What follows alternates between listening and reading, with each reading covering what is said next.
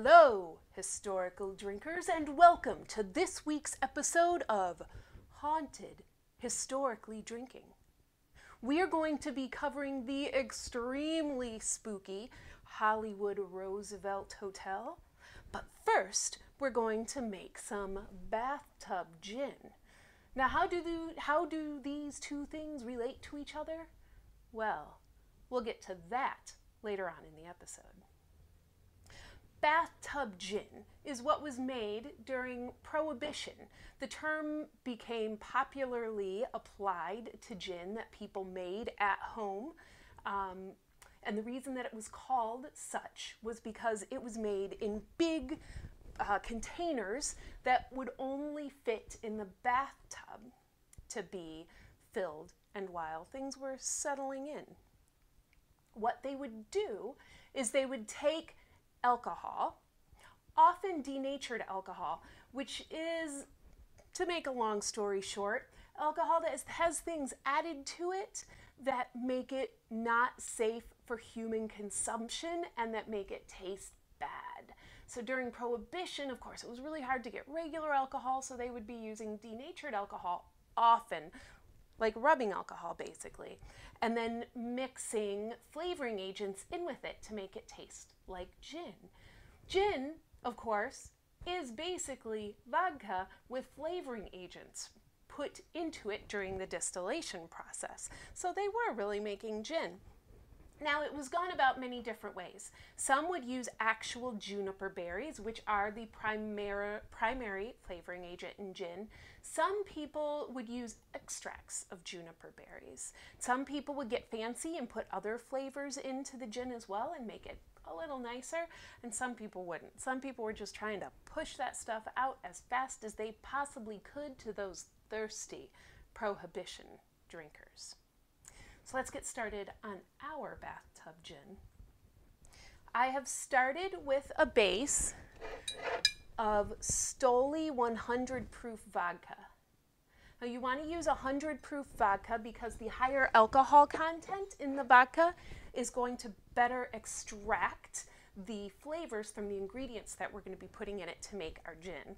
I used the Stoli because this is a high quality vodka. You don't want to use something that's poor quality because then your gin is going to taste like poor quality, and we don't want that. So I already have glasses all set up with vodka in them ready for me to add my ingredients to, or my botanicals, okay? So the first thing I have is 8 ounces of the vodka here. To this, I'm going to add the juniper berries, and it's 3 tablespoons of juniper berries.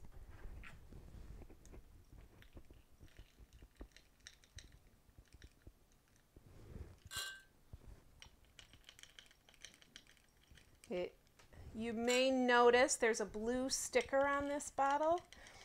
It says, it says juniper on it. So I pre-labeled all of my containers so that I would know which was which. My funnel's a little slow. Pardon the obnoxious noise. Here, while I'm doing this, you can see. Because, there we go. Right now, it's going to be clear which container is holding what, but at a certain point, it's not going to be, and I want to be sure. So there we go. There's our juniper. Next is cinnamon. I'm going to take 1 piece of cinnamon, just break it in 2, and I'm adding it to 1 ounce of the vodka. So here we go. I'm going to put the lid on it. And after that is coriander. Coriander is a very common ingredient in gin. I'm going to use 1 teaspoon of the coriander, and I'm putting it with, again, 1 ounce of the vodka. And my coriander. All of the spices that I'm using today are organic. Let's see, spicily organic.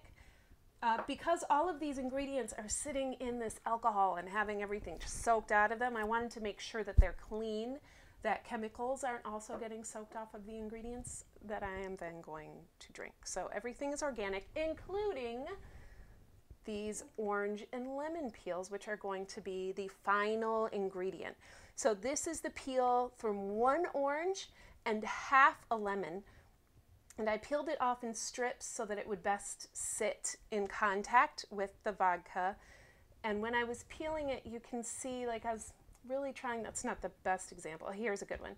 I was really trying to get as little of the white pith as possible because that white pith creates bitterness. And I really don't want that bitterness in this gin. So I'm putting that in there. There we go, my citrus. The container that has the citrus in it, you want to let rest for 12 hours. After 12 hours, strain the vodka off, and that part is ready to go. You want to be careful about how long the citrus sits because it will get very bitter pretty quickly, and that does not taste good in your gin. The rest of our ingredients, you're going to want to let sit for 36 hours before you strain the vodka off. And then you will have 4 separate containers of all of the things that are going to make up your gin. You can just pour them all in together and you will have a delicious gin. Or you can taste each container, and you can blend them together according to your own palate. You can even do other ingredients, like a common thing to do would be star anise, and give it just a touch of that licoricey taste. That's very common in gin as well. So you can kind of make this your own. If you want to just make it super easy, you can put the juniper, the cinnamon, and the coriander all together in one container with 10 ounces of the vodka, and just let that one container steep for 36 hours, and then add the citrus to it. That'll work fine too. You just have a little less control, a little more ease, a little less control. All right, so that's how you make your bathtub gin. So what am I going to do with this? Well, here is my completed gin. All of the color here is coming from the cinnamon. You'll notice the citrus, the vodka that had the citrus in it will be a really bright yellow, and the cinnamon will be a really pretty brownish red color. So after mixing them all together, this is what I got. So this is my gin, and it's super yummy. My favorite way to drink gin is in a gin and tonic. So that's how we're going to do it today. I have a chilled glass ready and waiting. Just going to put some ice into it. All right, now I'm adding 1.5 ounces of my homemade bathtub gin.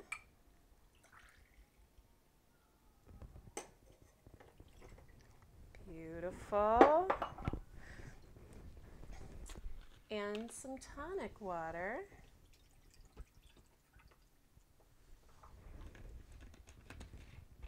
In a perfect world, I would have brought my stir spoon over to this table to stir this up a little bit before I took a sip, but I didn't.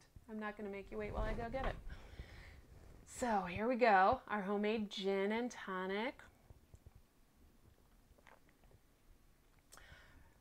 That is the bomb. That is so good. Except for the fact that it was often denatured alcohol that was being used to make gin in Prohibition years. I would have said that Prohibition isn't that bad, but denatured alcohol is real bad for you. So, but this is delicious. All right, so on to the Roosevelt Hotel and its hauntings. The Roosevelt opened in Hollywood on May 15th, 1927. Now this Hotel was the first place that the Academy Awards were held. You might remember, if you watched the previous episode on the Biltmore Hotel and the Black Dahlia, that the Biltmore is where the Academy Awards were thought of as a concept, where the idea was developed. But it was actually here at the Roosevelt that the first Academy Awards were held. They were held in the Blossom Ballroom on May 16th, 1929. This Blossom Ballroom is where we're going to start for our hauntings of the hotel. People in the ballroom will hear piano music just starting to play without there seeming to be anybody at the piano. And then suddenly they'll look around back to the piano and there will be somebody there. A man in a white suit in the style of the 1930s. He'll be playing the piano. But as soon as he realizes that he's being looked at, he vanishes. And so does his music. Up on the pool deck of the hotel, people see ghostly swimmers in the water. Meanwhile, down in the lobby of the hotel, a little girl is often seen. She says that her name is Caroline and that she's looking for her mother. Now, apparently this little girl looks as alive as you theoretically do, or as I definitely do. I've heard conflicting things. I've heard that she wears a blue dress or that she wears jeans and a pink jacket and has her hair in a ponytail. But either way, she always says that her name is Caroline and that she's looking for her mother. Do-gooders try to help her find her mother, but when they, again, turn around to look at her again, she's gone.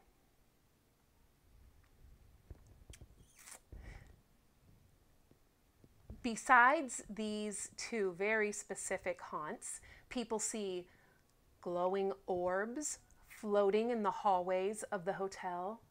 The hotel operator gets mysterious calls with nobody on the other end frequently.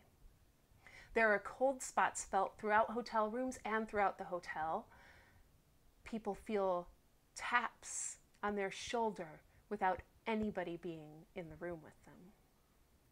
Guests are also deadbolted out of their rooms when they exit to get something and then come back. Not just regular locked out, but deadbolted. There are many, many famous ghosts that are known to haunt the Roosevelt Hotel. And no wonder, this hotel was beautiful when it opened and still is now. And like I said, it opened up in 1927, the golden days of Hollywood. It remained popular with Hollywood types from its opening until now. It's in an old Spanish mission style is the design. You walk into the lobby, it's cool stone under your feet and all around. It's dark and protected from the hot sun outside. It just feels like a moist, cool, dark oasis in the lobby. It's a beautiful hotel. So these stars used to visit it. They'd go to the many restaurants and bars that were located there, but they would also stay there. A number of stars stayed there for long stretches of time while they were filming movies at nearby studio lots.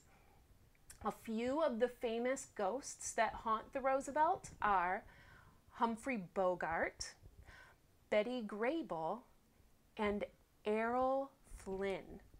Errol Flynn, of course, probably best known for his role as Robin Hood, is also the person that brings us to this bathtub gin recipe, because Errol Flynn during his lifetime was rumored to have concocted his own bathtub gin recipe in the barber shop of the Roosevelt Hotel.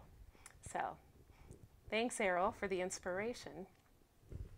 There is another very famous ghostly resident of the Roosevelt Hotel, but I'm not going to talk about that one this week because that's what next week's episode of Haunted Historically Drinking, and the last Haunted Historically Drinking of 2020, is going to be all about. So tune back in.